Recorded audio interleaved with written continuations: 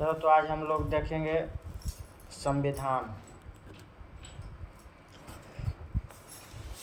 किस आर्टिकल के तहत जब आपातकाल लगता है तो आर्टिकल 19 अपने आप समाप्त हो जाता है?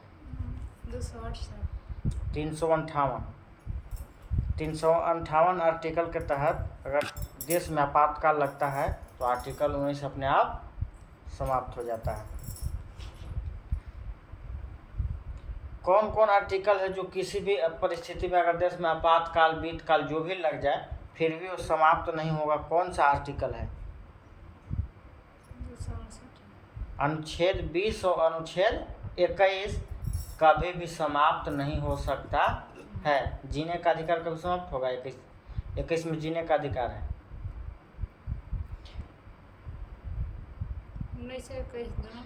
20-21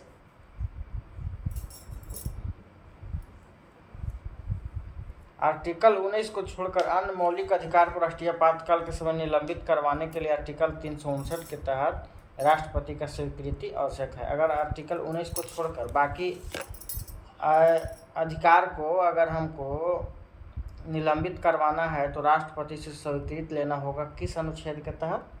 तो 359 के तहत। अब आते हैं भाग 4। तो भाग 4 में क्या है?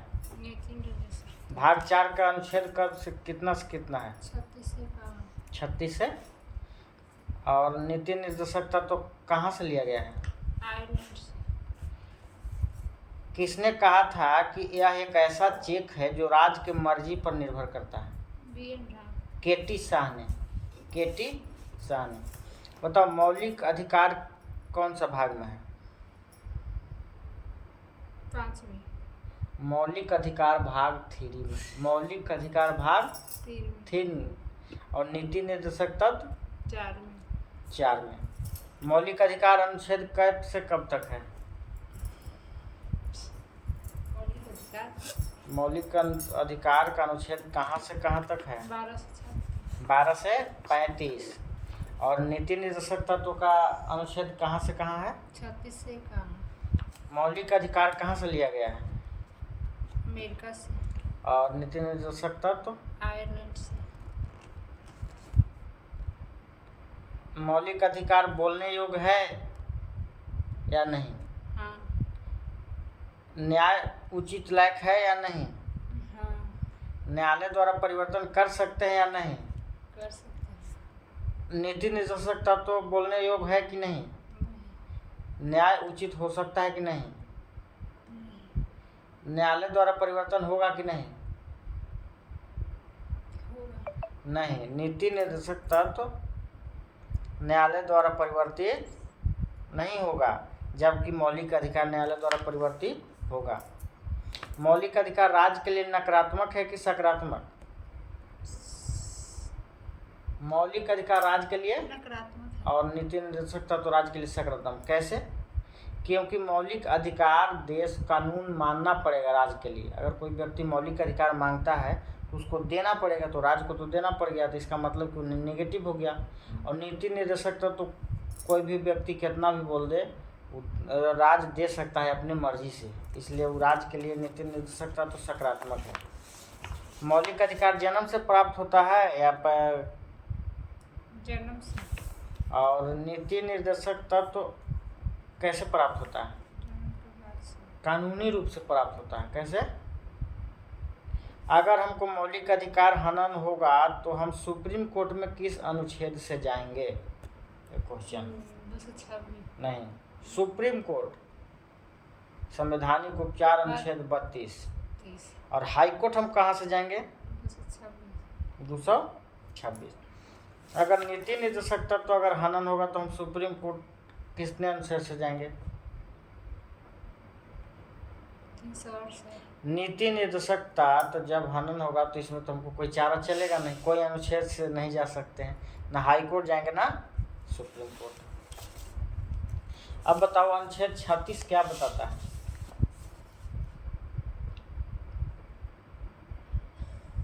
अनुच्छेद 36 राज्य की परिभाषा। अनुच्छेद 37 क्या बताता है? डीपीएसपी न्यायालय द्वारा संरक्षण प्राप्त नहीं है। अब बताओ लोक कल्याण किस अनुच्छेद में है? लोक कल्याण अनुच्छेद 38। अनुच्छेद 38। अब बताओ 39 के डी में क्या है? समान कार्य के लिए समान वेतन और निःशुल्क विधि सहायता भी 39 के ए में है। 42वां संविधान संशोधन 1976 के द्वारा जोड़ा गया। ग्राम पंचायत का गठन किस अनुच्छेद से हुआ है? 243। 343। ग्राम पंचायत का गठन अनुच्छेद 40 से। कितना से? 40 से। पंचायती राज गठन करने वाला पहला राज्य कौन था? आंध्र प्रदेश। राजस्थान। राजस्थान के कौन जिला? नगर। राजस्थान का नगर जिला। दूसरा है आंध्र प्रदेश।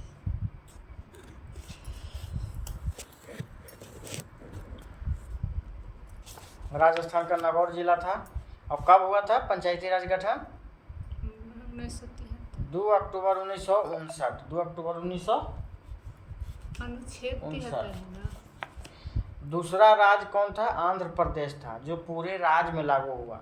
राजस्थान सिर्फ नागौर जिला में हुआ, लेकिन दूसरा जो आंध्र प्रदेश था पूरे राज्य में पंचायती राज लागू हुआ। पंचायती राज को कानूनी मान्यता कब मिला? तो 73वां संविधान संशोधन 1993, 24 अप्रैल 1993 को 1992 के विधेयक द्वारा और 1993 में अधिनियम लाया गया। पंचायती राज दिवस कब मनाया जाता है? 24 अप्रैल। और पंचायती राज अभी तक कौन कौन सा राज्य में लागू नहीं हुआ है? मणिपुर, असम, मणिपुर, मिजोरम। नहीं, कौन कौन राज्य में लागू नहीं हुआ है? तो मेघालय, मिजोरम, नागालैंड। मणिपुर में है ANMM, इसको ट्रिक याद रख सकते हैं। ANMM, नागालैंड, मिजोरम, मेघालय। और केंद्र शासित प्रदेश दिल्ली। अभी तक ये 4 जगहों पे पंचायती राज नहीं है। अब आते हैं पंचायती राज। पंचायती राज किस अनुसूची में है? 243। अनुसूची 12 को है। 11 में 73वां संविधान संशोधन 1993 के तहत। पंचायती राज में कितना विषय है? 29 विषय है और 9 भाग है। बहुत इंपॉर्टेंट है। और ये अनुच्छेद कौन में है? तो 243, ए से लेके ओ तक। ए से लेके ओ तक। अब आते हैं भाग 9 के क में नगर पालिका है। भाग 9 के क में नगर पालिका है। तो नगर पालिका का अनुच्छेद कहाँ से कहाँ तक है? 243 के ए से ओ तक तो हो गया अनुच्छेद 243। अब आते हैं भाग 9 के क में नगर पालिका है, जो 243 के पी से क्या तक है? जी तक। कहाँ तक? जी तक, जेड जी तक। और भाग 9 के ख जो सहकारिता है, भाग 9 के ख में सहकारिता है, जो 243 के जेड एच से 243 के जेड टी तक है। अब आते हैं, बताओ कुछ दशा में सरकारी सहायता किस अनुच्छेद में है? जैसे काम, शिक्षा, लोक सेवा, सरकारी सहायता देता है सरकार। किस अनुच्छेद से? तो अनुच्छेद 41 से। कौन से? वृद्धा पेंशन, विधवा पेंशन, विकलांग पेंशन जो भी मिलता है। क्वेश्चन आएगा कि वृद्धा पेंशन किस अनुच्छेद से मिलता है? एकदम नया क्वेश्चन बना देगा था। 41 में। इंदिरा आवास योजना जो हम लोग लाभ लेते हैं, गरीबों के लिए इंदिरा आवास योजना है, उस किस अनुच्छेद के द्वारा है? 41। ये है क्यों? क्या है ये? देश इसको दे सकता है, ना भी दे सकता है, इसको जबरदस्ती नहीं। मनरेगा किस अनुच्छेद में आएगा? 41 में। मनरेगा 41। मनरेगा का जो भी मतलब इंदिरा आवास, वृद्धा पेंशन, विधवा पेंशन, काम, शिक्षा, बेरोजगारी भत्ता सब जो भी मिलेगा वो अनुच्छेद 41 में आएगा। अनुच्छेद 41। पहले मनरेगा का पहले नाम क्या था? नरेगा। क्या था? नरेगा। नरेगा का full form national rural employment guarantee act. और 2009 में क्या हो गया? मनरेगा। क्या हो गया? मनरेगा 6 में ना, 2009 में। एक्ट अधिनियम 2005 के तहत और लागू हुआ 2006 में, और 100 दिन की काम के गारंटी, मतलब 100 दिन काम मिलता था। अब आते हैं मनोचित दशा, किस अनुच्छेद में है? 42 में। न्याय उचित दशा, 42। प्रसूति सहायता, मातृत्व लाभ जो 6 महीना का अवकाश मिलता है 2 बच्चा तक, ये किस अनुच्छेद से है? 42 में। अनुच्छेद 42। अब आते हैं निर्वाह योग्य मजदूरी, मतलब जितना मजदूरी हम करते हैं उसके अनुसार हमको पैसा मिलना चाहिए, वो किस अनुच्छेद में है? 42 में ना। 43, 4(3), मतलब जो हम न्यूनतम हमको जो मिलना चाहिए वो सहकारिता समिति 43 के ख में। समान सिविल संहिता किस अनुच्छेद में है? 44 में। समान सिविल संहिता क्या है? सभी धर्म के लिए शादी, तलाक, गोद लेना, बंटवारा कानून एक समान हो। समान सिविल संहिता लागू करने वाला पहला राज्य? असम। गोवा। पहला राज्य? गोवा। 6 वर्ष से कम आयु के बच्चों की स्वस्थ तथा शिक्षा प्रदान करना किस अनुच्छेद में है? 45 में। 43। 45 में, कितना में? 45 सही है। अब SC, ST, OBC को शैक्षणिक आर्थिक सहायता मिलता है किस अनुच्छेद से? 46। पोषाहार स्तर को बढ़ाना, या नशीला पदार्थ पर रोक, या शराब पर प्रतिबंध, जो बिहार में शराब पर प्रतिबंध लगा, किस अनुच्छेद के तहत? 46। 47। कृषि एवं पशुपालन, दुधारू पशु जो है उस पर हत्या नहीं कर सकते, पर्यावरण को काट नहीं सकते। 48 में। हाँ? 48 में है कि कृषि एवं पशुपालन माने खेती, और जो गाय भैंस जो पालते हैं उसको हम हत्या नहीं कर सकते। और 48 के ए जो है वो क्या बताता है? पशु पक्षी है तो उसके बाद पर्यावरण को बचाना होगा, तो वन एवं वन्य जीव की रक्षा करना ही सरकार का कर्तव्य है 48 के ए में। अब आते हैं राष्ट्रीय स्मारक की रक्षा करना सरकार का कर्तव्य है, किस अनुच्छेद में बताया है? 49 में। कार्यपालिका एवं न्यायपालिका को अलग करता है किस अनुच्छेद में? 50 में। कार्यपालिका, न्यायपालिका। अब बताओ अनुच्छेद 51 क्या बताता है? अनुच्छेद 51 क्या बताता है? अंतर्राष्ट्रीय संधि एवं शांति को बढ़ावा देगा। अब आते हैं मूल कर्तव्य या मौलिक कर्तव्य। 36 से 51 भाग 4 खत्म हो गया। अब आते हैं मूल कर्तव्य। मूल कर्तव्य भाग कौन भाग में है? 5 में। नहीं, 4 के ए में। कौन में? मूल कर्तव्य या मौलिक कर्तव्य 4 के ए में। और यह अनुच्छेद 51 के ए है सिर्फ इसमें अनुच्छेद। किस देश से लिया गया है? रूस से। किससे? रूस से। मूल संविधान मौलिक कर्तव्य क्या है? शून्य है। क्या है? किस संशोधन के द्वारा 10 मौलिक कर्तव्यों को जोड़ा गया है?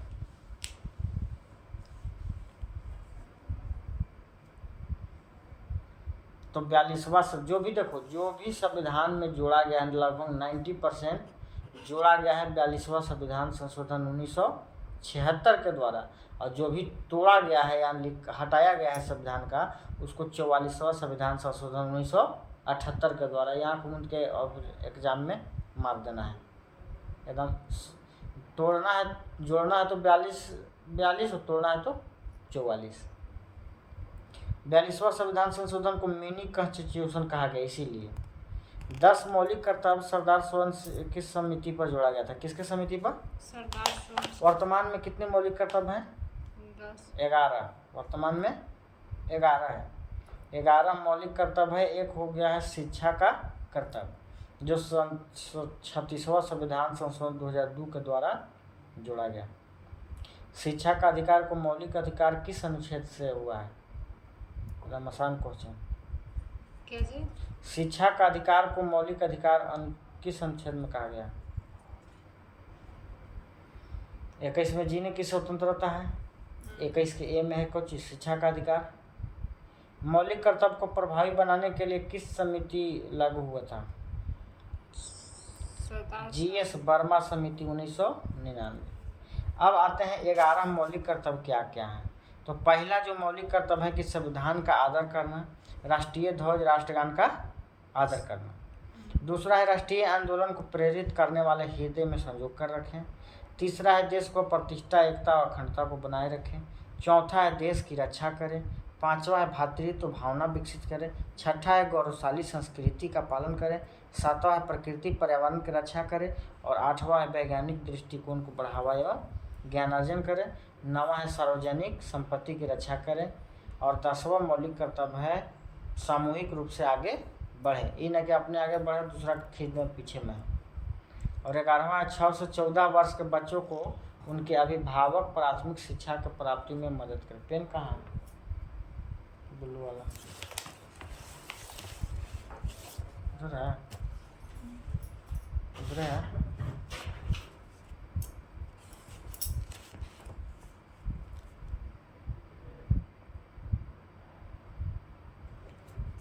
अब आते हैं भाग 5। भाग 5 में क्या है? संघ। भाग 5 में संघ। और संघ के अनुच्छेद कितना से कितना है? 51 से 52 से 151 51। तक है। भाग 5 के अंतर्गत क्या क्या आते हैं?